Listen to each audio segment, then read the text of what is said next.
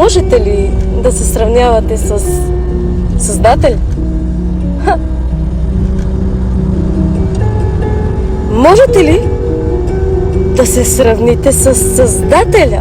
Е въпроса. Огледайте се. Погледнете наоколо. С Създателя, казвам. Можете ли да нарисувате куче? Без моливи. Можете ли да направите нещо с ръцете си? Без никакви материали? О, стига! Стига, братко! Огледай се, моля те! Огледайте се всички! Вижте този свят! Как може да се сравняваме с Създателя? Как бе, хора? Създателя. О, аз знам по-добре. О, не, тук Бог не знае моята ситуация. Бог не е прав в тази ситуация, аз тук знам. Аз съм прав. Боже, тук ти не си прав. Тук е различно. Аз знам по-добре. Come on! Хайде, хора! Осъзнайте се. И вие, и аз. Нека се осъзнаем. Това е Създателя. Той е велик. Той е славен. Могъщ. Силен. Верен. Кой е по-умен от него? Кой знае повече от него?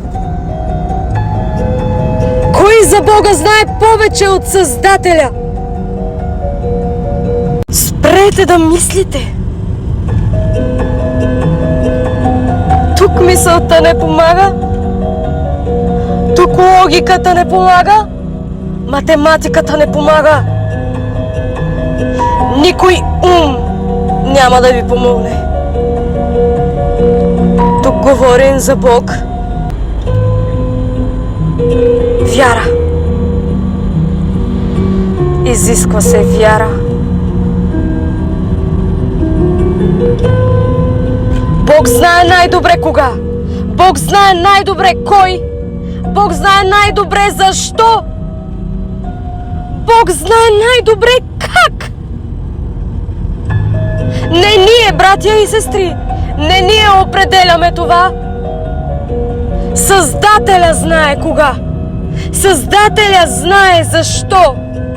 Спрете да действате. Спрете да мислите. Чакайте Господа. Чакайте Господа. Чакайте го. Неговото време. Неговото място. О, Неговото е най-доброто. Не ще има по-добро, повярвай. Чакай Господа. Чакай Създателя си. Той знае кое е най-добро. Не ние, не Айнщайн, Бог. Той знае.